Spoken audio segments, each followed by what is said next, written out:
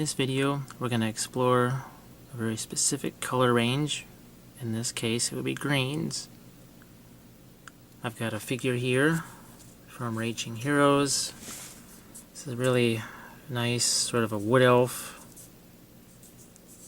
heroic character, and it was perfect for all of these different types of greens.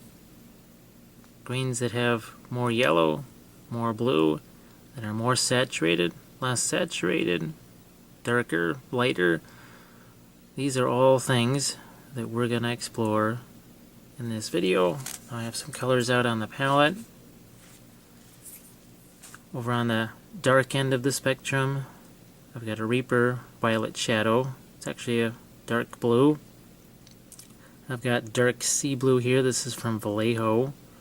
This is a really nice, rich, greenish blue. This is Emerald. This is another one of those saturated colors. Also from Vallejo is Verdigris. And here's another couple of highly saturated colors, especially the deep sky and the green sky. I'll be using these to make greens that are obviously more towards the colder end of the scale, more blue. And as we work this way, things start to get a little bit warmer. We have some German green uniform here.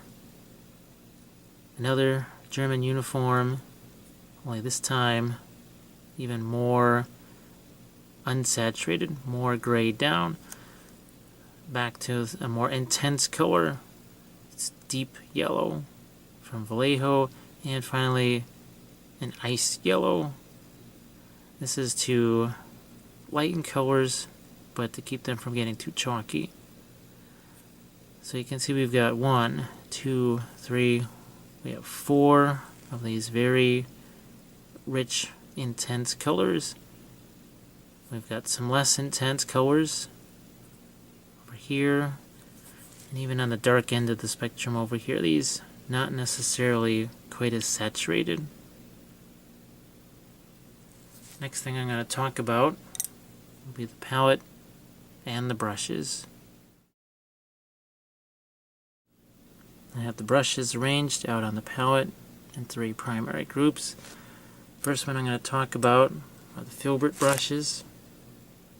This is kind of an all-purpose brush, does many different things. This is large, flat surface. It's good for covering large areas of the figures pretty rapidly. It has this rounded, tapered edge, which is good for blending. And one other feature of the brush is it also comes to that chisel point. So you can even do some line work with that. It lets you kind of glide over the surface of a miniature to pick out highlights and details. Again, you can get a lot of use out of this particular brush. Comes in sizes generally 2 through 8.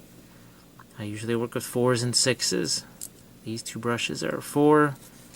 These are 6s. And this brush here, this American Painter, it's a brand that has a pretty economical price. You'll get a lot out of this brush for what you pay for it. These brushes are really good price-wise. These are actually craft brushes. These are number 8 rounds. When they're new, they have a fairly nice point. I have a package here. These particular brushes come in a set of 10. Again, you can see the points. Really not too shabby, especially at that price of 50 cents a brush. Even once a brush, say, gets a little more worn, seen better days, a little bit abused, well, that's fine, because you can use that brush on surfaces that are much rougher. You can take your brush, jam it into here, get paint where you need it, and not feel too bad that you're destroying your good brushes. Again, that's what the 50-cent brush is for. And the last group that I'll talk about are the liner brushes. Prefer the liners to spotters because while the same size point, can see the bristles are longer, about twice as long as a spotter, maybe even 3 times as long as a spotter. That means it's going to hold more water, it's going to hold more pigment, and you can do a little more with it. Again, you see American Painter. This is a brand brush you can get online, most art and craft stores. Here's a brush that's kind of in the mid-range as far as price goes. This is actually Winsor Newton. It's still a liner brush. And that falls halfway between the American Painter and the Series 7 Klinsky Sable, Winsor Newton. This is kind of the big brush right here. This is the most expensive brush out on the palette. But using all these other brushes to do that dirty work, the grunt work, I'll keep this brush lasting just a little bit longer. Last thing I'll cover is this palette. It's a disposable palette. Typically comes in a tablet like this. It's a decent size at 9 by 12 and you get 40 sheets. And the best part of this is when you're done for the day, you need to clean up, take that sheet, you tear it off, you throw it away, and that's all you need to do for cleanup. So we've covered the paint, the palette, the brushes, and the miniature. The next thing I want to do is some color swatches for you and show you some value scales in greens, show you warm green, cold green, and give you some examples of those highly saturated colors. With the colors out on the palette, you can do some color swatches. Got a little piece of board here so that we can try out some of these greens. You can see they're arranged out on the palette. Things off to the left here tend to be much more bluish, and everything that's off to the right much more yellow. But the colors actually on the palette, you can start to see how the yellow, that deep sky, and the emerald, they tend to pop out right away. That's what makes these a little more saturated than, say, these greens. These actually probably have a little more red in them, and since red is an opposite of green, that's what makes them a little less pure, less saturated. And essentially they're dirty colors. They have a little bit of dirt in them. These, much more pure. So let's just grab a green out here and let's mix a few other colors with it. So this is one of those more neutral, grayed down greens. Let's start to mix in one of these somewhat more saturated colors, but this time towards the warm. This is the green sky. So I'm going to start over here and start to create a little bit of a color bar. So I'm going to say that's more towards the dark end. And you can see this is how I like to use my palette, to not just kind of dab in one color, keep throwing color into one area. I like to do this so that I can see pretty much the whole range of color right here on the palette. If I put it on here, I already know what my whole range is. I can kind of say, well, it's going to be the color on the light end of the scale. But as I keep mixing a little more of the green sky in each time I go back to the palette, a little more of that green sky in. And you can see now I've got something called a value scale, which is really, that's another important aspect of understanding colors, is to know what's the light, what's the dark, and just as important, what's in the middle. So So as I do these color bars, what I try and do is make sure that right down the center is going to be the mid-tones. We'll have the lights and the darks. So you can see this is still somewhat muted. Let's take that same exact green, and I'm going to throw some of the yellow in that, some of that deep yellow, and that's going to really change this color around. It's not only going to be warmer than this transition that we just created, it's also going to be much more saturated. It's going to just pop out compared to the first transition that we created. So I'm going to do, just like I mentioned before, it's almost like you can predict the future here. You can see where you're going with your mixture. So more yellow.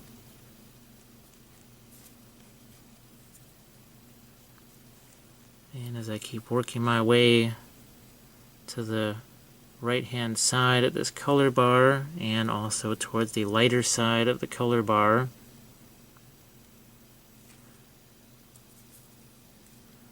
you can see now, especially at this point, just how different this is from our first color bar.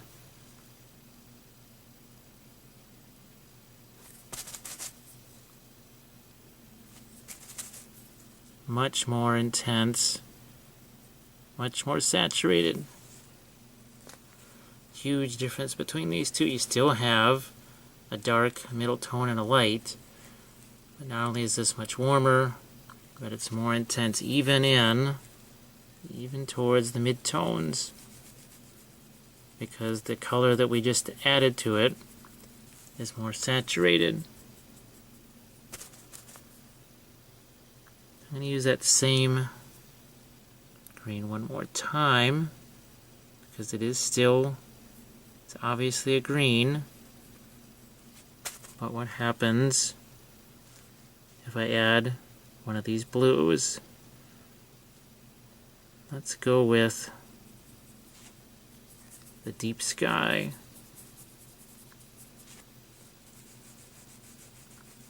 I want to do this intentionally next to the yellow to really kind of enhance the visual effect of adding this intense blue to your green.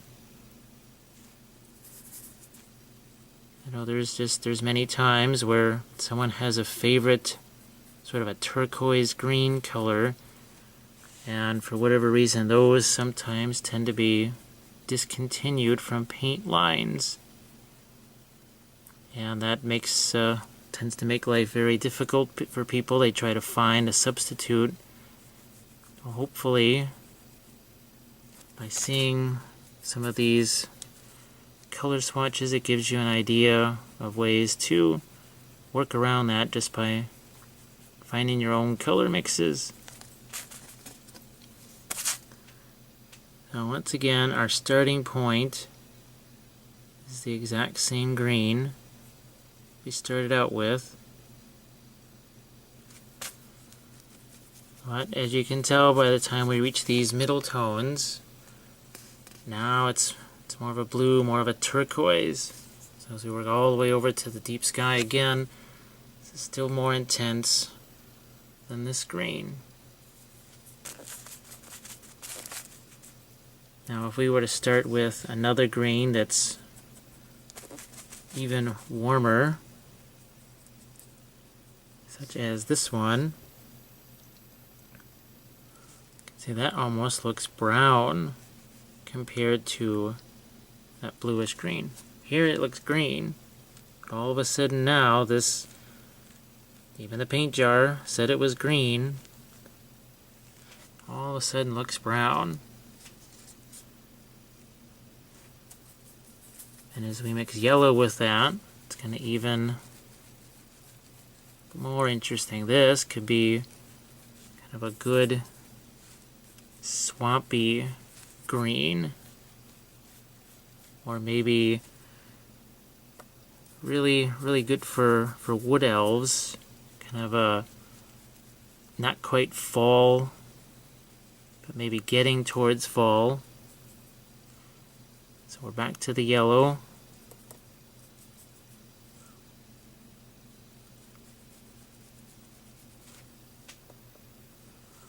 Just a little bit more.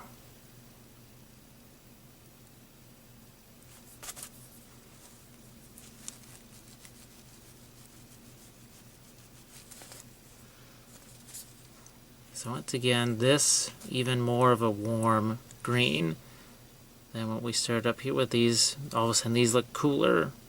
Even this one that we said was warm doesn't look as warm as this last swatch, because look at the green that we started out with. It's even more of a warm green. And finally you've got this emerald. Let's take, again, starting off with a green, but now adding the emerald. And this will be another of the more intense colors.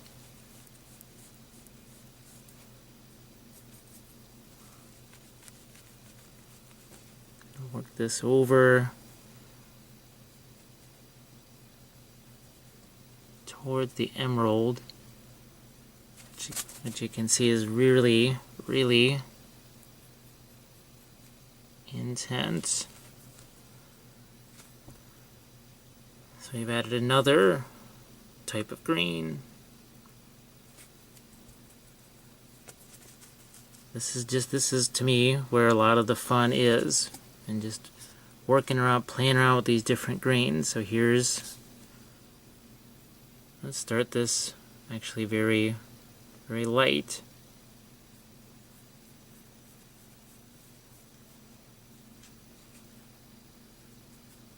It's green, obviously, but when we add this verdigris, obviously it's going to shift the color, not just lighten it, but also shift it towards a different temperature. So it's getting lighter.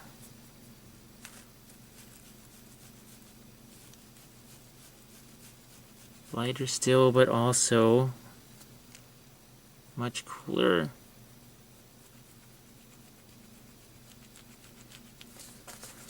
So this is certainly not a blue. Definitely falls under the category of green, but certainly different than a lot of the other greens that we put out on this board. Much lighter. If you were to take that same green and mix it with yellow,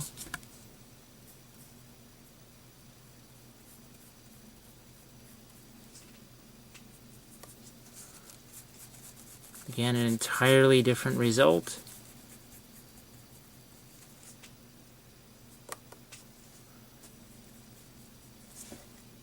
From this, again, starting point was the same, but we added yellow. Completely changes the transition around. If you were to take green and lighten it with that ice yellow, it's going to be quite different.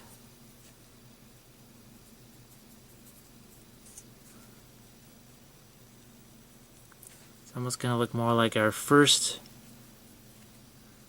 the first color that we threw out on the board here. You can see very similar. This looks an awful lot like this.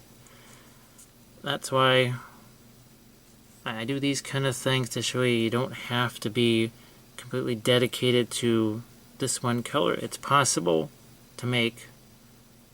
Look at how similar that color is.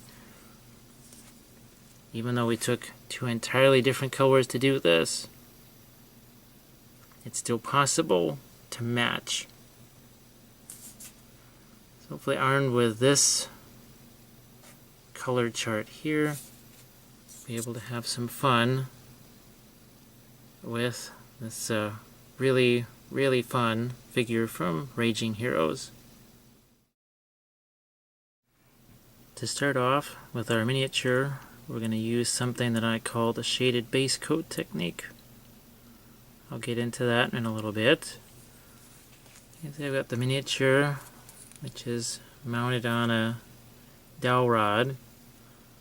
I do this, so that makes it a little bit easier for me to get into all these different potentially hard to reach areas.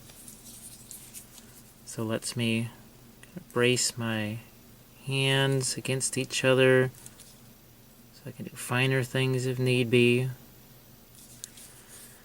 In this case, I primed it white because some of the colors that I'm using, they tend to be a little bit on the transparent side. So by using white as a primer, it's a little more luminous. This is actually white brush-on primer. It's from Vallejo.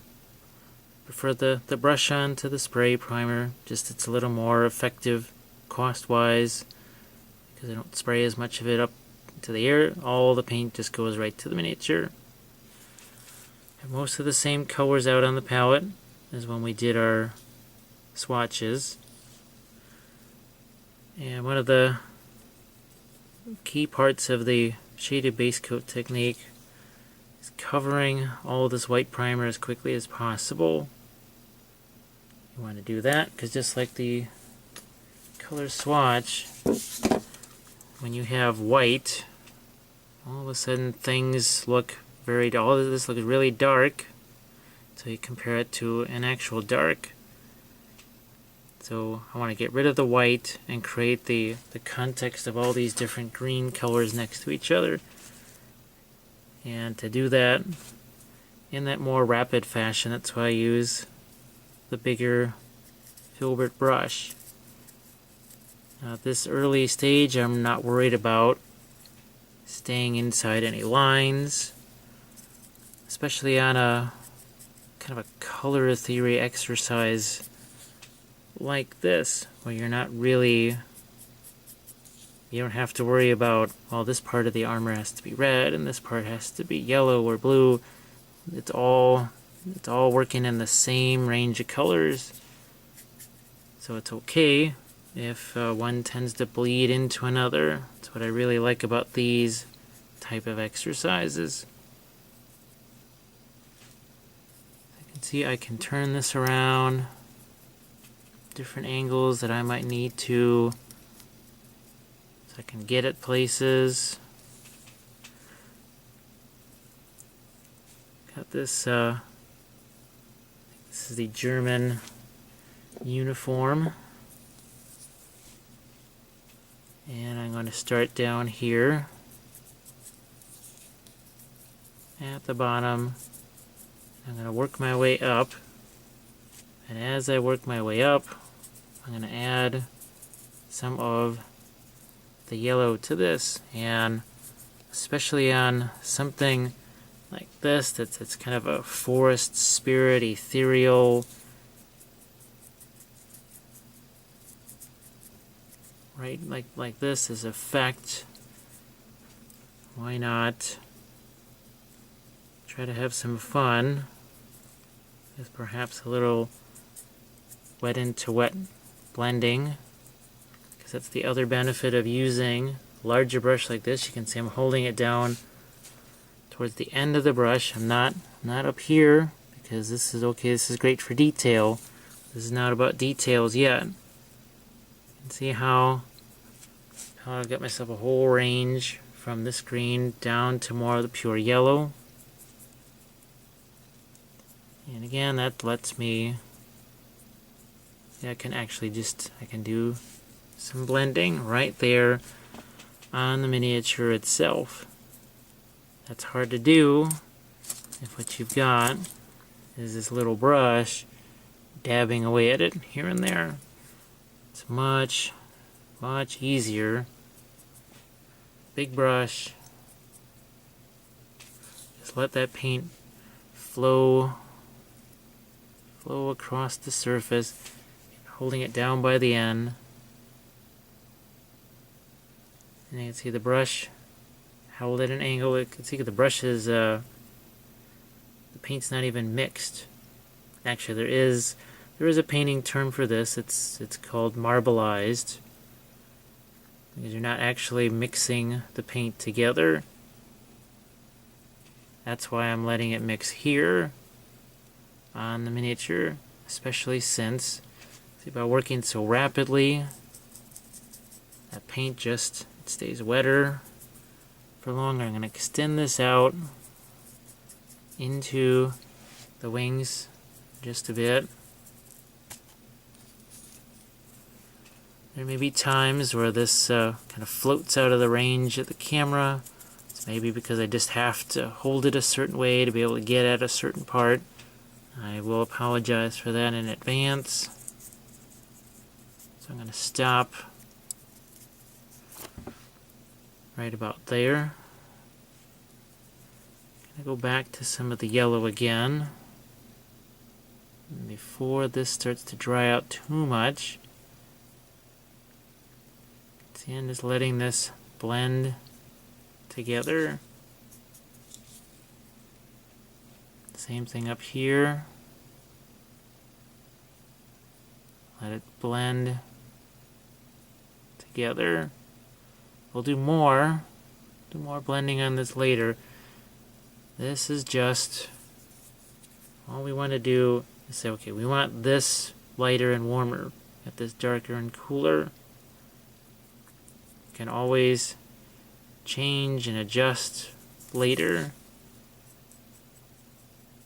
And add some of this to the handles. Now, for the hair, I can take some of this green. I'm going to throw in a little bit of that deep sky blue. Not too much, just a little bit. Darkens that down. And I'm going to go into things like the hair. So we went from a more intense color to a less intense color. Just carry out through the hair. Anything down here.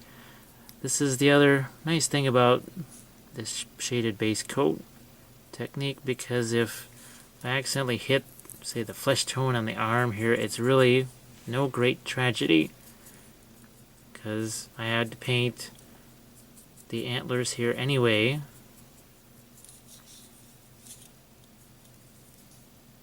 So all of this is just covering that white as quickly as possible, working through the hair.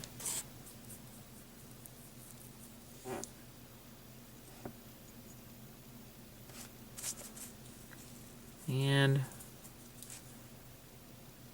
just like I did on the kind of that ethereal effect, I can also do a little wet into wet blending here. Don't want to get too bogged down into that.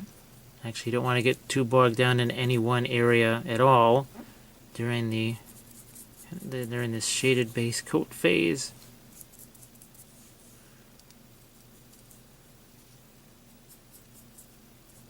See, every so often I just sort of change the color of green that I've got on the brush, just shifting, swirling.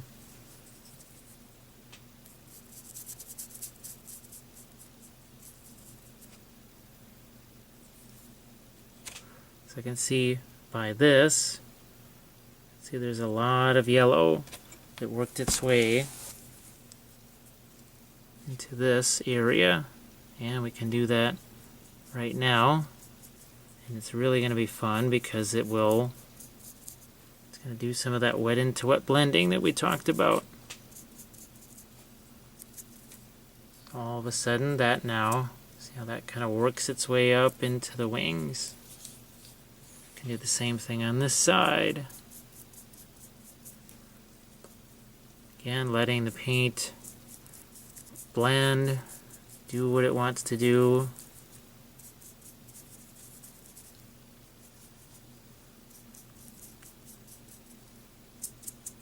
I'm going to throw some more of the yellow out there in a second. But I've got some more color to add to the hair.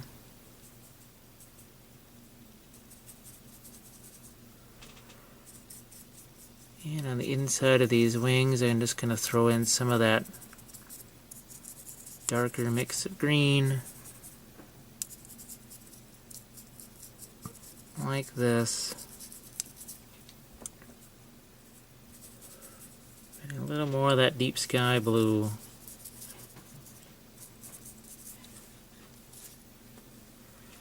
You can see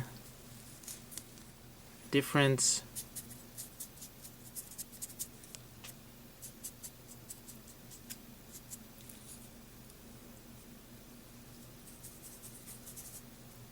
And as I work towards the end of the wings, now I'm going to add a little bit of that emerald. A lot of the same color mix that we've already been using.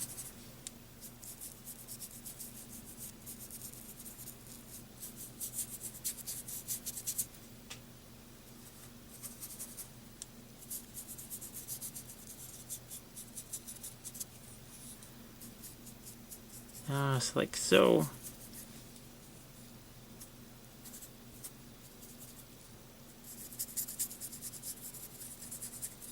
What I'm going to do once I have the wings covered here, I'm going to let this dry for a few minutes. Just let it set and work in some other colors, some more of this, even some of this, even some of that deep sky blue. Just like just going to introduce a little bit of it here.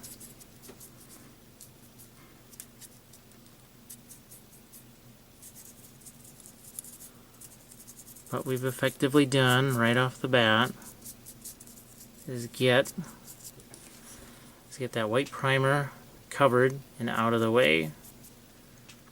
So I'll let this dry for a little bit, then come back to it and start to add a few more lights and block in where those are going to go. As I let some parts of the wings dry, I'm going to throw some colors in a few different areas. Like, let's say we have the bodice here, which is going to get some of the emerald color. Mixed a little bit of the deep sky blue to make sure it was toned down just enough. So I'm just going to do that much with it. And I'm going to take that deep sky, mix it up. I don't really want to do non-metallic metal per se. What I just want to do is think about throwing some color on this, the end of this sword blade towards the hilt here. Same thing this way. See, on this side of the blade, leave the other side light. Bring that down. Take a slightly different green now. And I'll work the other side. Even use my finger to blend. There's nothing wrong with that. I just wanted to get it away from being just all so light, because it's all about blocking in not just your colors but your values. That's important to remember if you're going to do the shaded base coat technique. You always have to think that I'm blocking in my colors where I think I want them to go, but also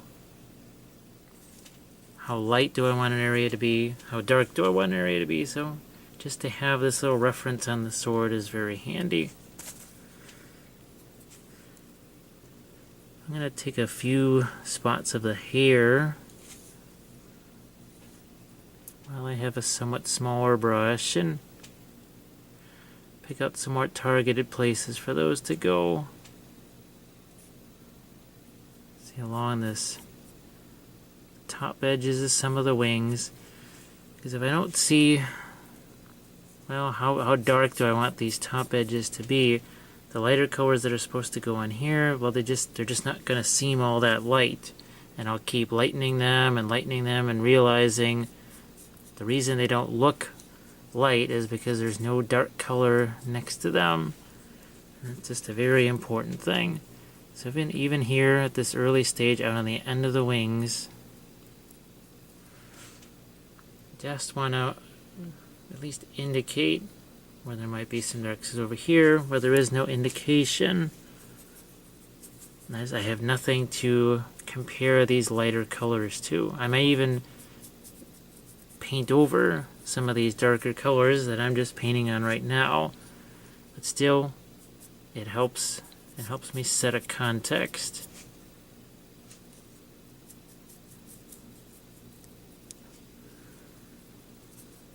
This particular instance of shaded base coat is going to be a little more elaborate than on a typical miniature, because this is a somewhat larger figure.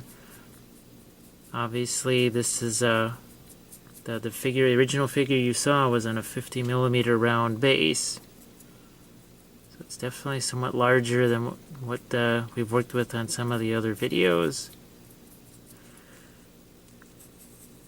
But it seemed like this would help show the broadest range of greens, so that's why I chose that.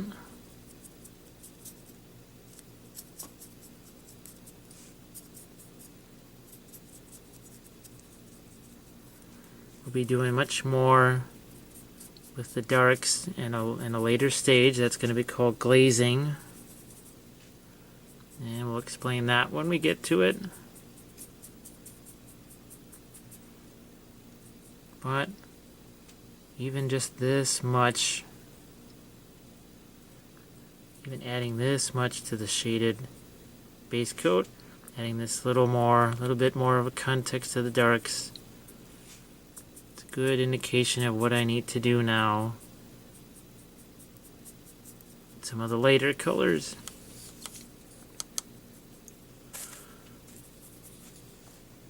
Just got a little more of the hair to throw in here. Again, not worried about the face at all. Gonna go back and get that later.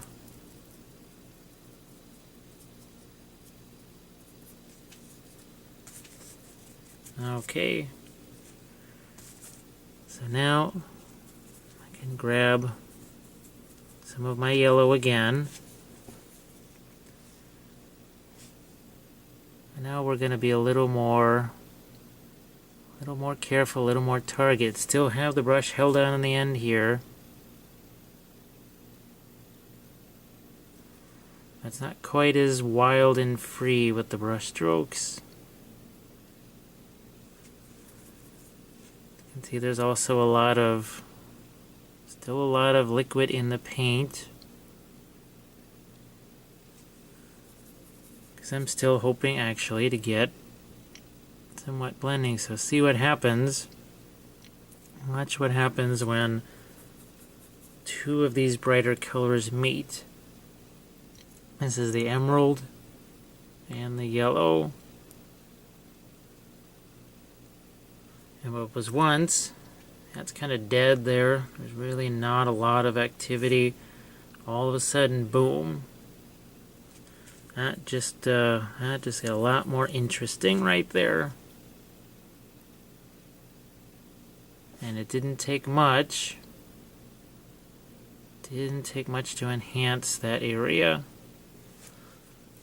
And this looks that much brighter because I put some of the deep sky blue around it. I'm going to need to do the same thing on the other side. See if it happens. I can turn this upside down.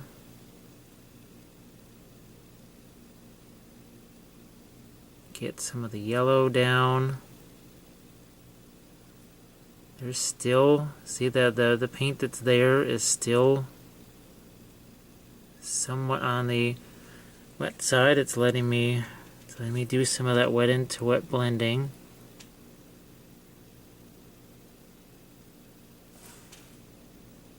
So I've got some of the yellows in here now.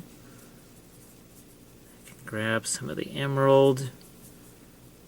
Make that more intense green and add that in. Since the yellow is obviously definitely wet, can do some blending there as well.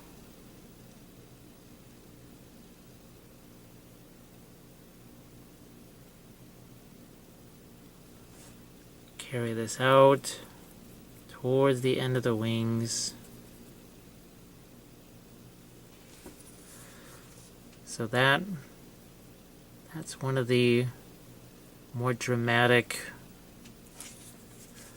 effects of the shaded base coat, is to be able to do something like this, where we have something that looks kind of dead, like what's in here, and just kind of magically draw out much more colored. Now, I'm going to throw some of the deep sky blue out on the palette. And this will mix with some of the emerald, because remember we wanted the wings to be a little bit cooler out on the end. So we're mixing now a much cooler version of this color, and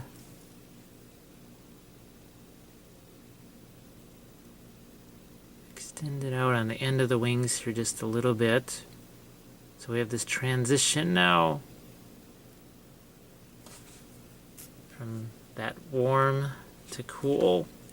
It's just a fun thing. It gives the person looking at the miniature something to really see, instead of just, well, okay, the wing is green. Well, the wing is a lot more than green. There's this whole kind of rainbowy transition.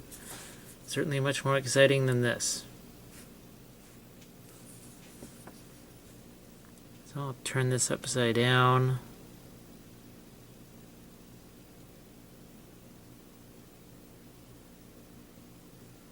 I guess what can happen too when people are trying out this technique for the first time, there's a little tendency to panic, I guess I would say, because it doesn't look like anything. It just looks like a mess of colors at first. But then as you start to build, all of a sudden you start to see the shapes form.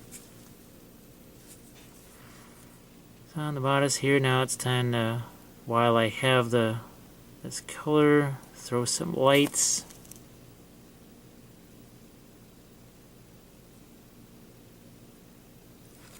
A few little lights there. Might even take some of the verdigris.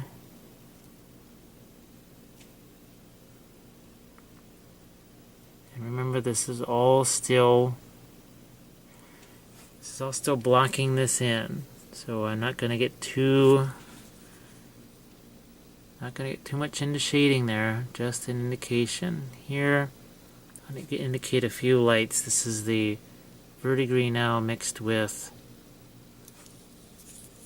that blue sky / emerald mix. Stop there.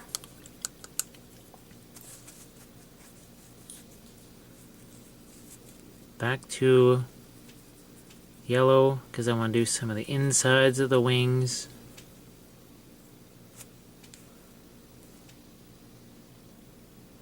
Get the brush down into recess, flip it around, do the same. This may be a little more difficult for you to see just because of its location. This is the other advantage of this technique. See, I can just keep shoving the brush down in there. I don't have to worry again if I hit something that I might have just painted because it's nowhere near a finished area.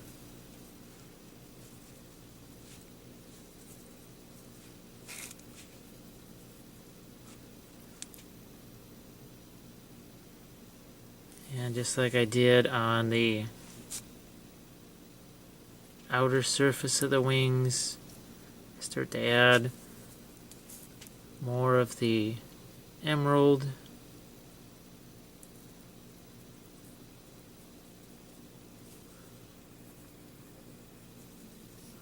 And we continue that intense green out towards the ends of the wings.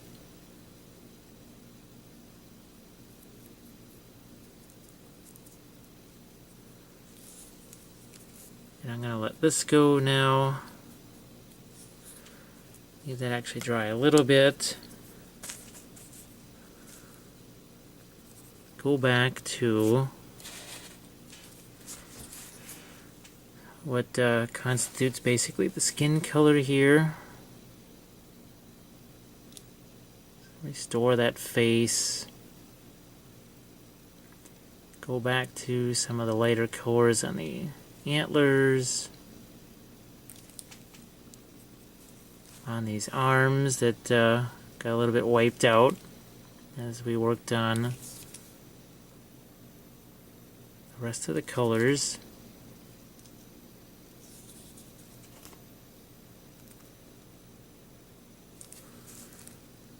And I'm going to do some initial blocking in of lights and darks on the skin.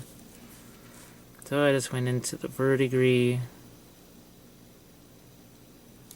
because this is where some of the lightest lights will be. Not necessarily the most saturated color, but it'll certainly be lighter.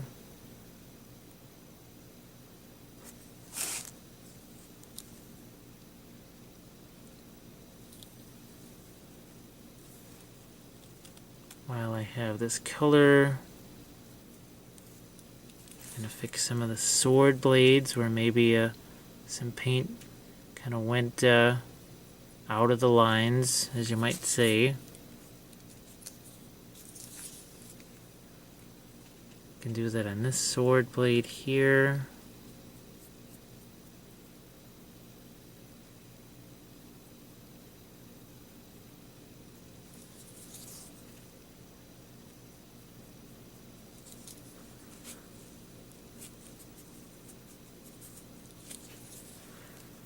The next thing that I'll play around with as far as the shaded base coat will be the kind of wispy ethereal effect.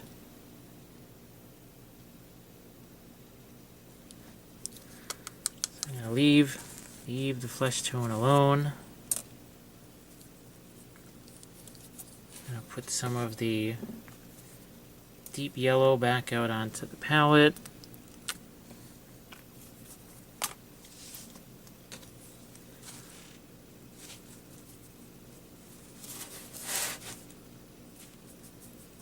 Mixing it with that original green again.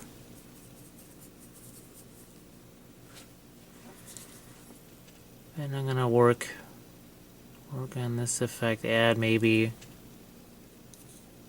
few lights here.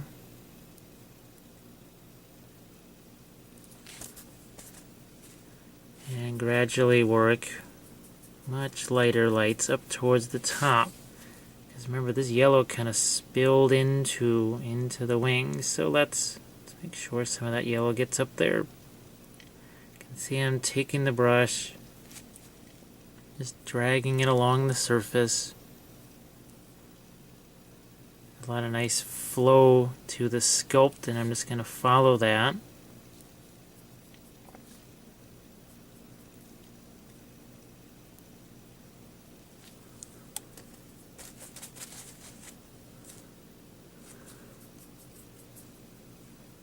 And go with even more yellow. And now see, I'll brace my hand. And if I want to get more precise, then I can do that, but I'm still, see, I can still blend a little bit. That's because I have that edge.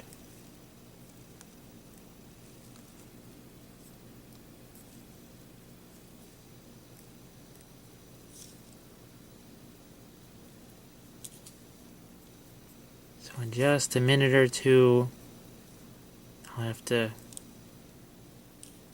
call the shaded base coat here just about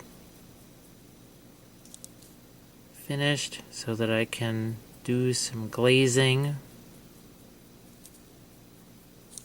And glazing, that's where the shaded base coat is almost kind of out of control and very, very free and open.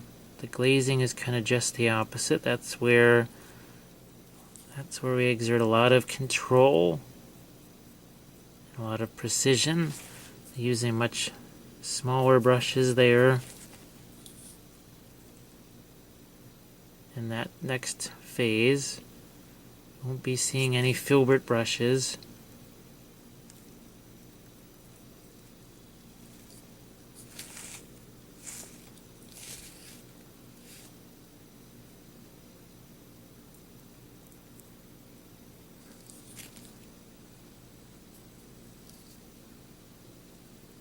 So I'm going to stop with the yellow here now, and there is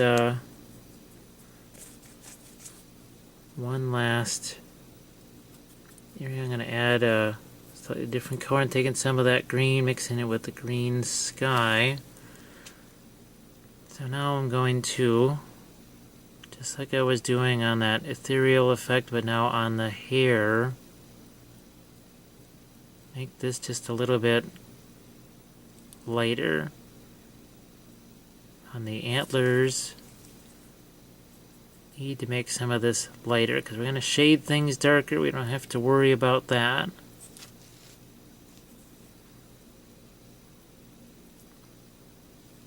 So I can leave that be now.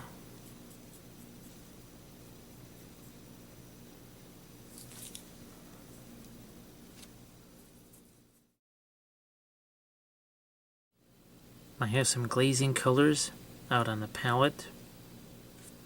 I'm going to start in the front here with the green shade from Games Workshop and some nightshade.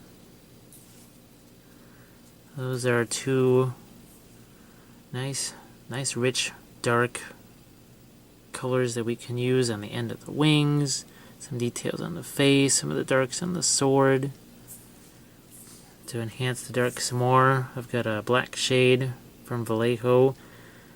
This is the blue liner from Reaper. Some blue-black from Secret Weapon. And then these two, this Fallout here and blue also from Secret Weapon, that will mix together with each other because you can see how intense these are together. But we might also even mix them with some of the Games Workshop. So I'll take these off the palette for now.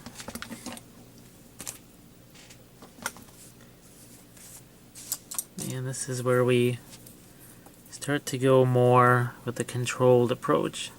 So a liner brush.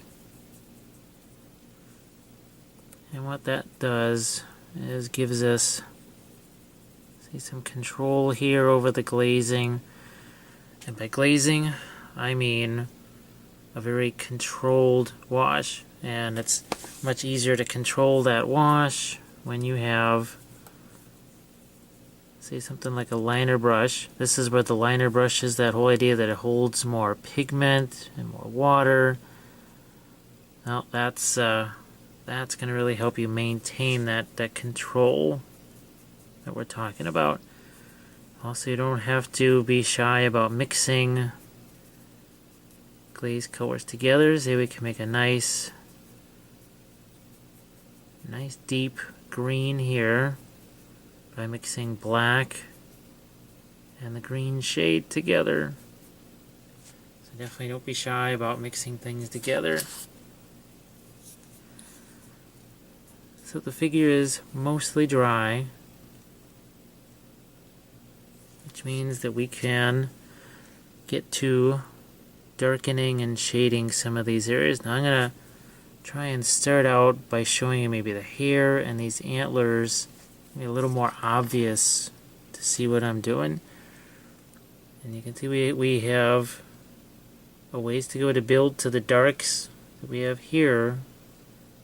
We can build to those darks. That's the whole idea of the shading. Basically, it's going to start out a little bit lighter and work your way darker. So here's some of that green and black together. What I'm going to do is just target this area of the hair, maybe even take some away if I feel I need to.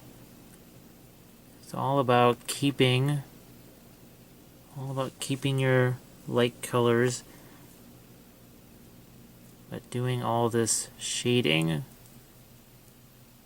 via the glazes. I'm going to carry this down over the bodice, but now shift more towards just the green. This is the green shade.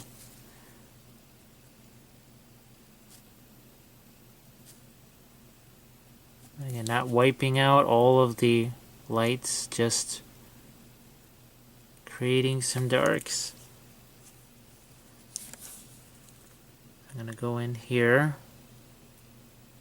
just on the hair, switch to more of a black. This is more just to change the temperature of the color than to make it any darker, because it's pretty much the same darkness. And where the hair meets the line of the forehead, but still not wiping out these highlights here. And I'll work my way slowly up the hair. I might even mix a little of the blue liner. And with this, I'm going to work my way up that hair.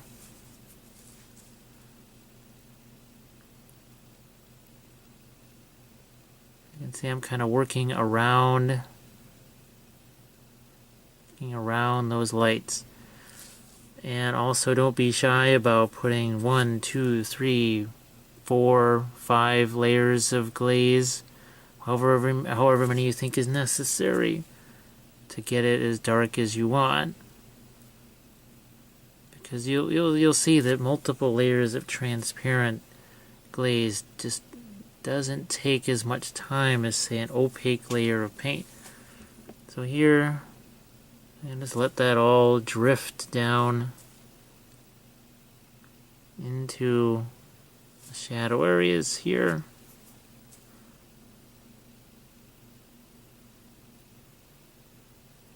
Now just let that go.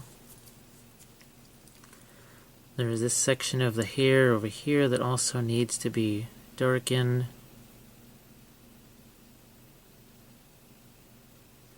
And what I can do is then let some of these glazes that I've put on the hair dry, and then I can go back in and enhance those. I can darken those.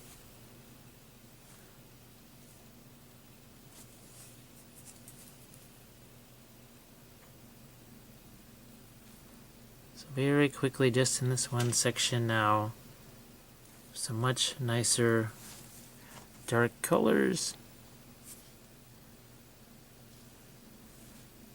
On the antlers, I'm going to shift more towards just the black. Because not only on the end of these antlers do I want it to be dark, but I also want that color to be very grayed down, because this I want intensity here, I want intensity here. But if you're going to have intensity, you have to kind of balance that off by having some areas where the eye can essentially rest, where it's not just being assaulted by nothing but bright colors. There has to be somewhere the eye can just kind of relax.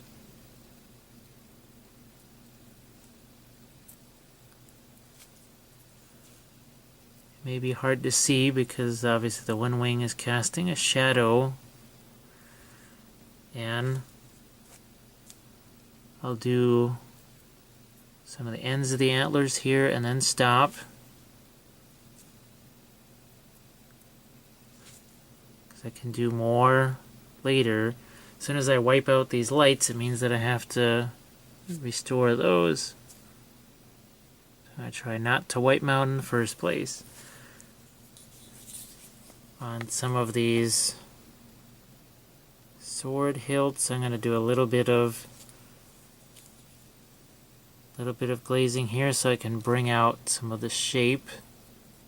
Before I couldn't even see what was going on here. This pattern, I couldn't see any of that, but now I can. I'm going to grab some of the green shade.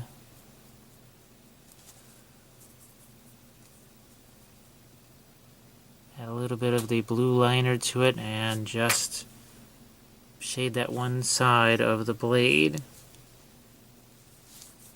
Turn this around and do that side of the blade and just stop. On the top side of the sword, the same thing.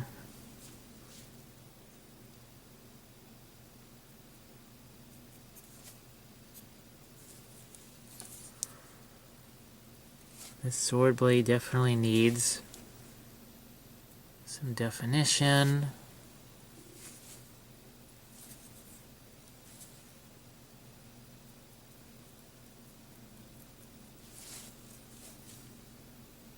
I need some darks here.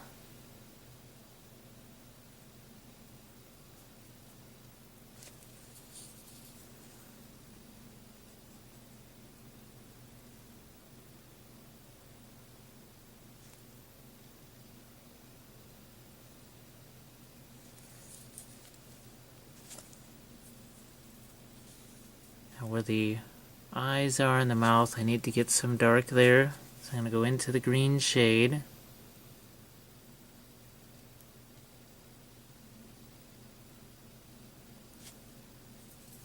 Actually going to water it down a little bit.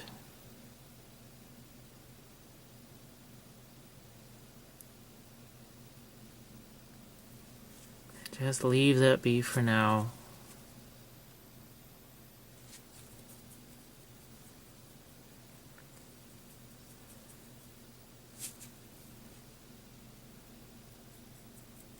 Here, I'm taking some of the fallout and some of the blue to make a brighter green.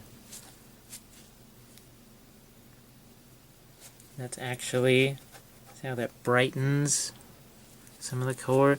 This is another thing that I learned about glazing. It's not necessarily about making things darker. It can also go the other way and almost make things a little bit lighter.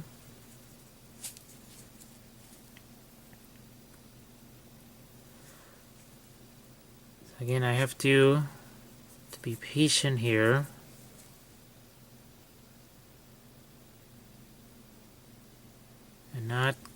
go back into these next layers of darks too quickly, because if I do, and I have things kind of run and bleed where I don't want them to.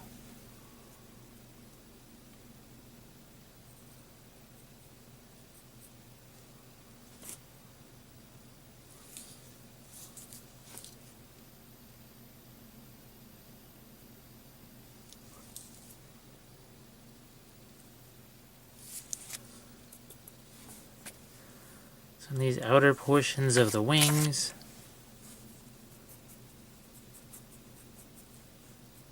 now I'm going to make sure that some of the blue starts to work its way in. Some of the green, some of the black. Along this outer edge of the wing, that's definitely going to need some reinforcing of the darks.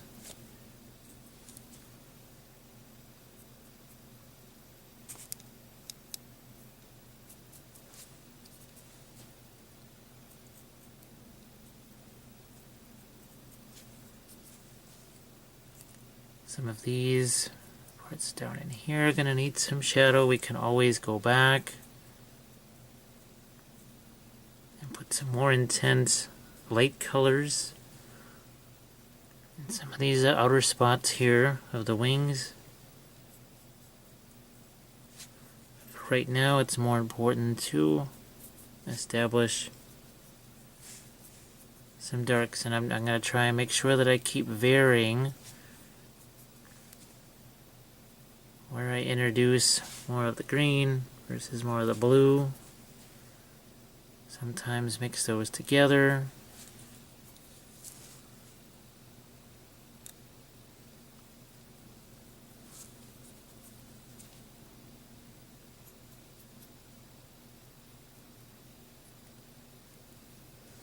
Another reason I like to put miniatures on these dowel rods is that it keeps me spinning the figure around. I don't get locked into one area of the figure.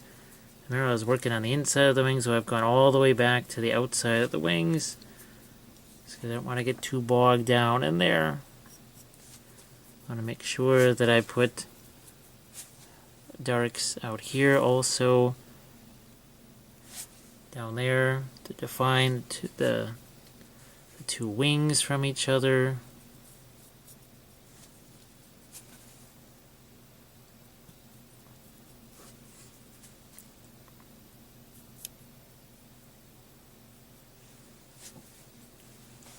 And now that see, there's some of this dark, all of a sudden these little patches of the deep sky that had some of the emerald, well, now that there's dark around those, they start to shine a little bit.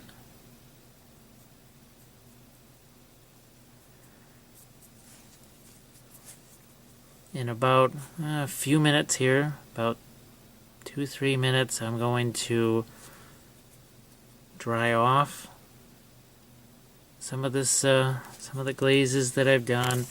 What I'll do is I'll let you see what I've done a little bit better, because when everything is kind of glossy and shiny, especially with the lights, the camera lights, it's hard to see what's going on, but you can see the general pattern that's emerging. Just adding some of these darks, creating shadow, like there on the underside of that wing. That makes some nice definition there. And all of a sudden, where there was no definition, where there was no shading, slowly but surely, we're establishing some shading. Look at the difference between this side and this side. So this has obviously none of that. None of those glazes, none of that shading.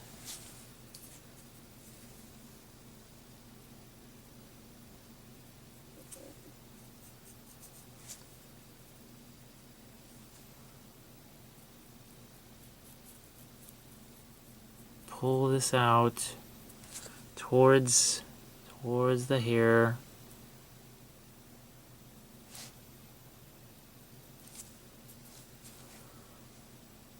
This section of the wing.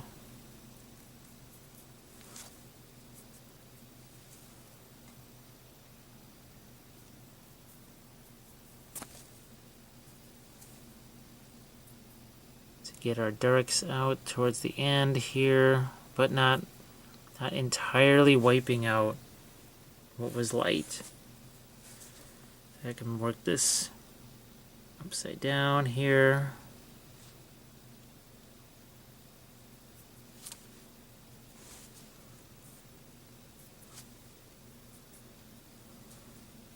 You can see as I've said before, I'm going to bounce around between the blue, the green, the black. But still trying to maintain some of these lighter areas. And all the while, patience being the key.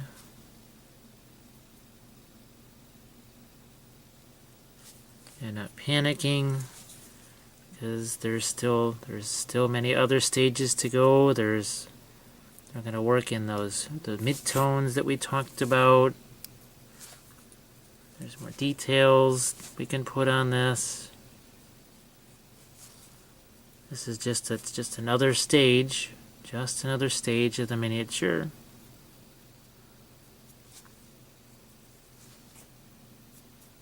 I know this will again be a little bit unusual for people that are used to maybe working from black primer and just layering lighter and lighter. I just enjoy this more because it lets me make adjustments on the fly. If I need it to match these colors, it's just a little easier to say, well, okay, all I need to do is with my glazes, tint it, shade it. Say if I don't have the exact same paint colors.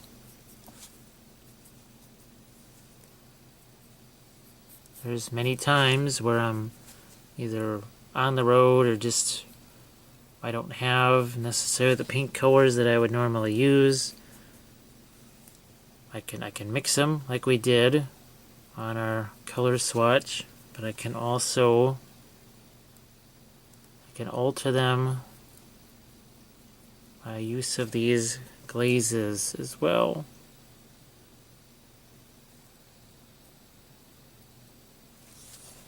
Like I said, I'm just gonna complete some of the darks here around this outer edge. And then I have to dry this all off. And then we can do a little more with the glazes and then get into the final details.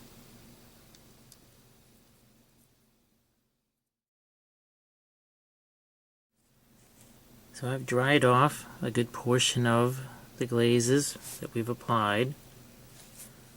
What I'm going to do now is take one of the smaller filbert brushes, in this case the number 4. And so I'm going to brush this gently over the top. And what that's going to do, it's going to give me back some of those dark lines in the wings. Now it's not a dry brush, there's some decent pigment on that brush still. It's all about gliding it, just gliding this over the top. Still plenty of pigment on that brush. It's just in the way that we're holding it and the way we're using it. It's on the inside here, on this wing.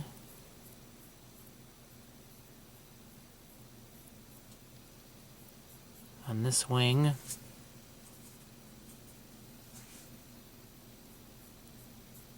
It's about darkening down that outer edge. It's all part of the glazing, as we're shading and tinting as well. You can see by getting these dark kind of veins through the wings, all of a sudden the other colors seem that much lighter. That's where it's all about, kind of comparing and contrasting colors using lights and darks. So especially down here in the interior areas of the wings, definitely want to get some of these darks. This wing, same thing. You'll see that that just brings out some additional details. And this is before we get to anything that we would call the detail phase. Still trying to shade and tint things darker.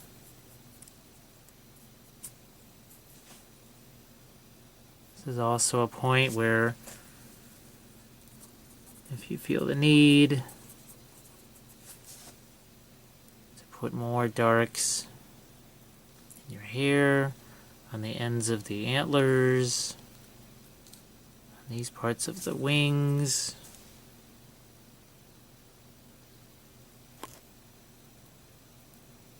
back to the hair, on the bodice, if you feel you need some shadows there.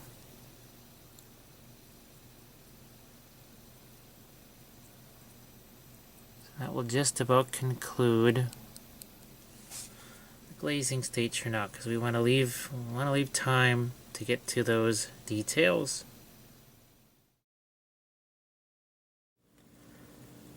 In this last segment of working with greens, I've got my nice little color chart out here, and I've got the finished figure here.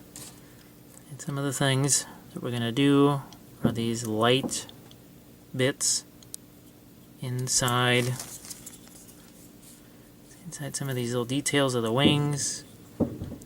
Do a little bit of work on the sword, especially on the flesh, a little bit on the bodice, and bring out a few more lights on the kind of ethereal effect, and even maybe throw in some of these lighter and cooler greens that are in some of the recesses. So I'm going to get to the miniature, and I've got some of the lighter colors out on the palette. Got some of the yellow, some of the green sky. Also have some emerald. And if we remember from earlier, what an interesting, intense green, especially a bright green mixing the yellow and the emerald together did. I'm going to throw a little bit of that ice yellow in with the yellow, because that'll take away some of the transparency. And what I've got to do now is, in some of these recesses, pick out some areas that I want it to be this bright yellow. Don't worry about covering over the dark overlay, because we can always put that back. We just did the dark overlay as part of the glazing stage. There's a whole nother stage, so don't feel bad about covering that up again. These are just a few areas here. This will give it a little bit of snap, a little bit of sparkle. You can see there's just a little more oomph there than what we've got on the other side. And some of this is also going to carry right down through the ethereal effect, especially up towards the top. And using the liner brush, throw a little bit of light right here. Definitely on this side, especially up here. And sometimes when you have your lighter colors like this, you see something and you say, well, you know, what if I did this here? And you try it out. Maybe you don't like it, but it means you still have the colors out on the palette. So you could go back, change it if you want. That's I guess that's another thing that I like people to take out of all these videos, is that it's okay to try things out, test things, and maybe they don't work, because there's certainly been many things that I've tried and tested that definitely either didn't work the way I thought they would, or just didn't work at all. I'm going to stop with the yellow on that side, and now I'll try to do the same thing on this side. Be a little bit more difficult since I'm right-handed and I've got to kind of hold the miniature at an odd angle, especially so that it you can see it on camera here.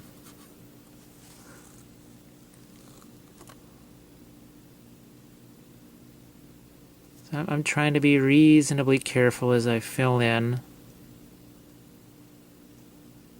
some of these areas. Now what I'm going to do is maybe flip this thing around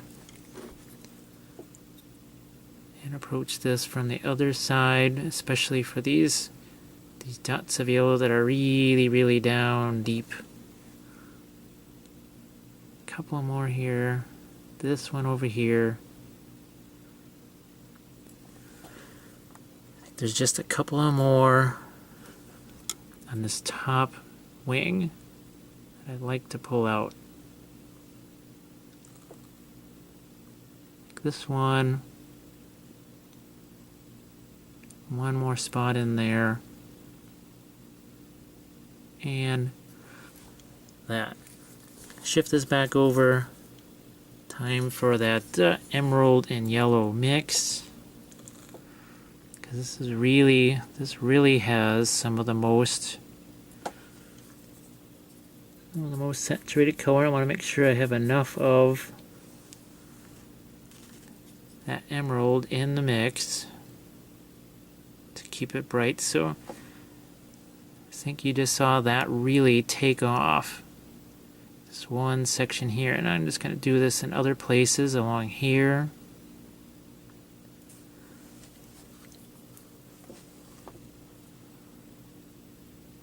Along here.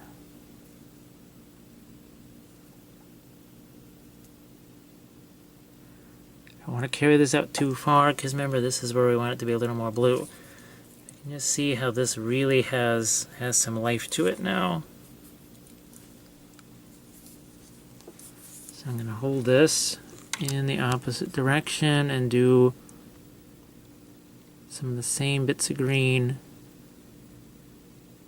in the opposite direction.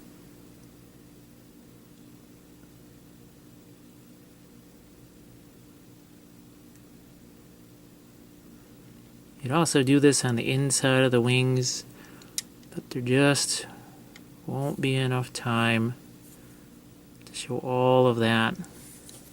But it's the exact same process, exactly what we did on the outside. The other reason is you're not really going to be able to see this just because of the angle, and the one wing is going to cast a shadow on the other.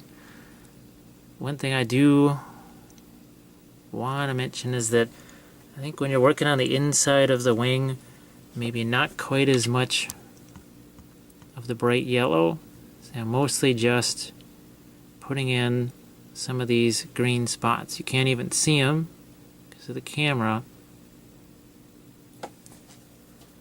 See, I'm just putting in just a couple right here, since I think I want these to almost be a little more in shadow.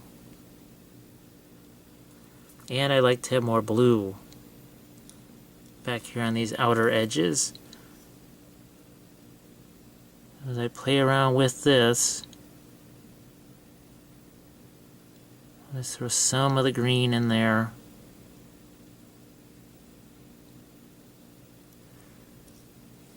And then, so let that be. I think I'm gonna fill in this, I think these little round, almost like the eyes that you see on butterfly wings. There's a few of those.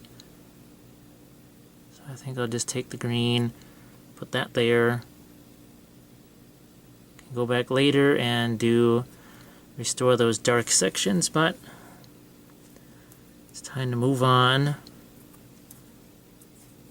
This is more the emerald, but to lighten it and make it somewhat more opaque, I put in some of the deep sky. I'm still going to tap into this last little bit of the green, and so I'm going to do another part of the wings out here. As I move out, it gets more and more turquoise, which means more and more blue in your green.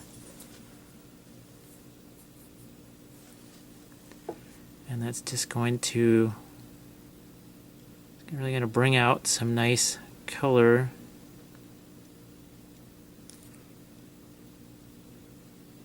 There's these little sections here that kind of go along the outer edge of the wing.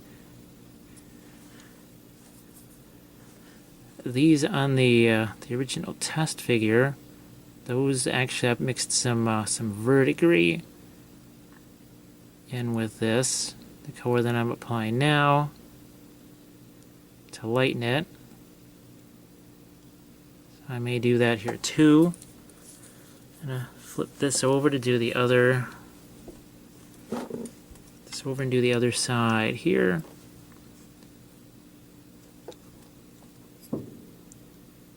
Again, just going to set the brush down in there. Try and keep as much of the dark as I can, but maybe I can't. Maybe some of it's going to get wiped away. That's alright. It's easier to put that dark line back in than it is, as you can see, to dig your brush down in here. Here's that the little line that goes along this outer edge of the wing.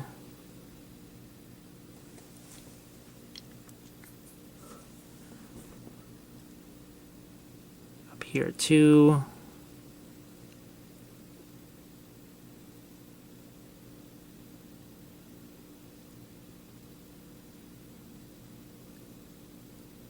Carry this emerald and deep sky mix out towards the end of the wings.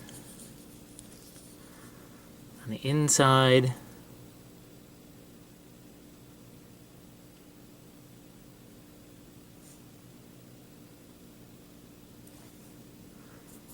and if the paint has a fair amount of water in it, that also helps it to sink down into those crevices. So let's center that, and the hair I'm leaving alone for right now. I can even, while I've got these colors here, put a few dots of color on this end of the wing.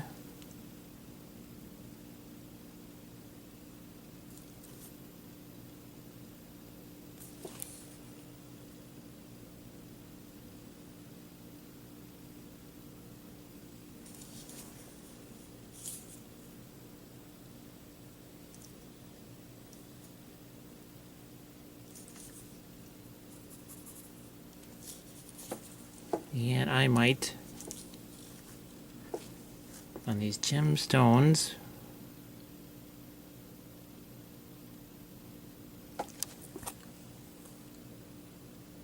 throw a little bit of this emerald.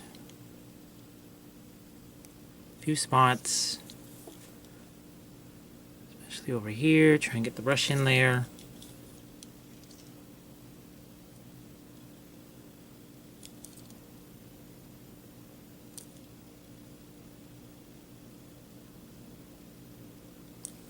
Now to lighten my emerald, got the verdigris.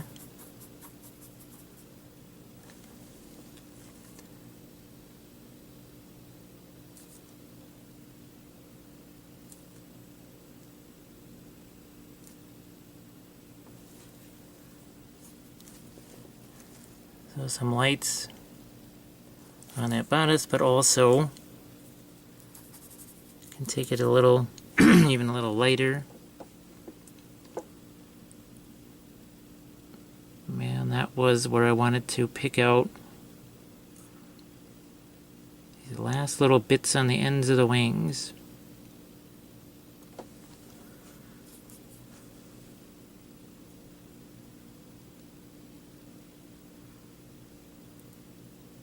Nice and bright.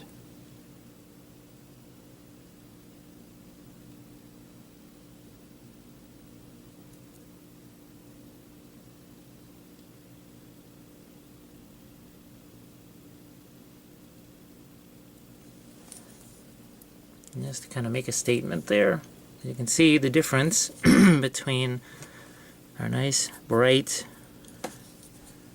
lightened emerald bits on the wings, while I have a color. Throw some more lights here.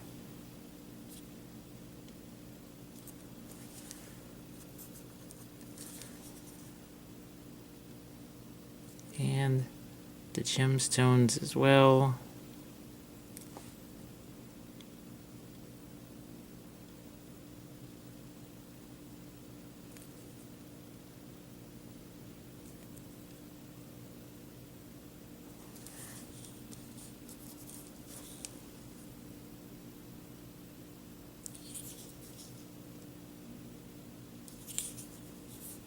Now you could make these in completely opposite. You could go more with this very more the yellowish green if you wanted to. I just happened to see this color and I just happened to go with that. I think on the original I might have went with a warmer green.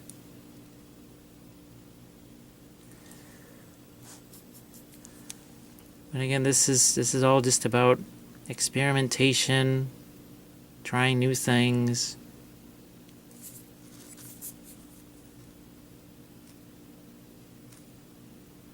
Pushing the limits of maybe a color range that you haven't done a lot with in the past.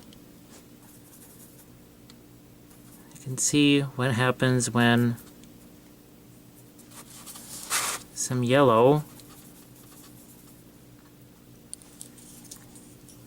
is added. All of a sudden now it's a very, very different green.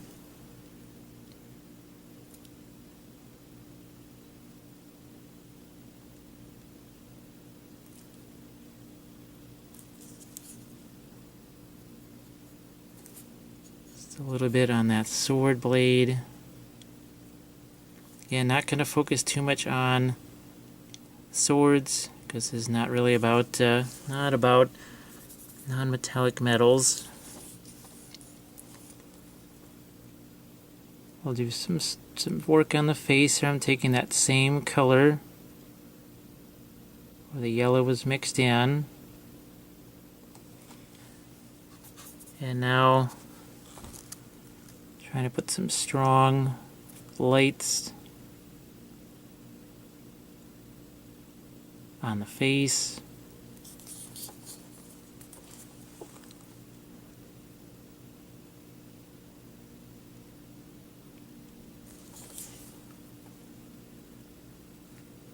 And on the chest.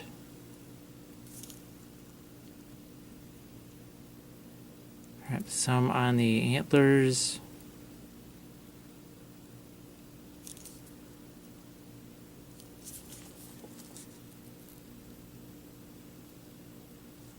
some highlights on the hair. Now maybe you want those to be more of a gray. So I'm going to go back to that old German uniform green. Some of that verdigris. This looks very gray, but it is still green. And we can use that to create some highlights on the hair.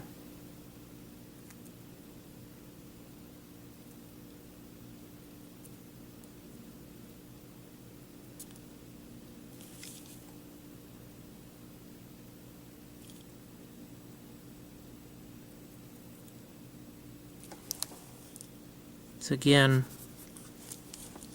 we have very limited time here on the video. Even on the test miniature, it definitely was more than just an hour of painting. You'll almost certainly spend more than an hour on yours, because this is it's really a very nice miniature, very special. So I'm sure you're going to want to definitely take as much time as you can on it to bring out all the nice details that you can find on this.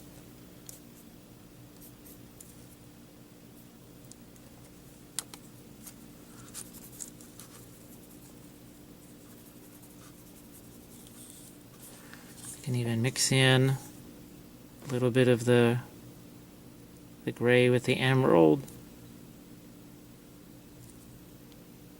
Do a few touches there.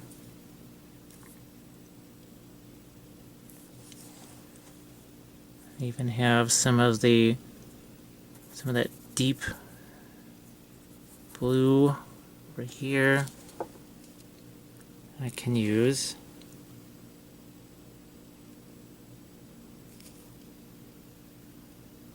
On the face,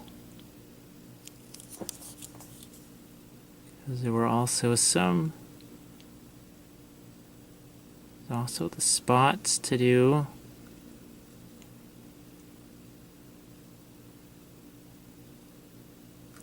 Just kind of working in little clusters of spots.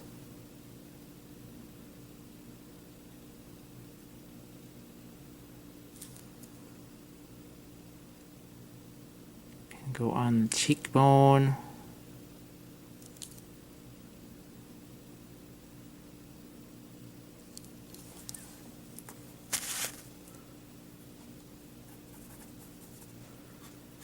Can go with maybe some yellow, accentuate the eyes.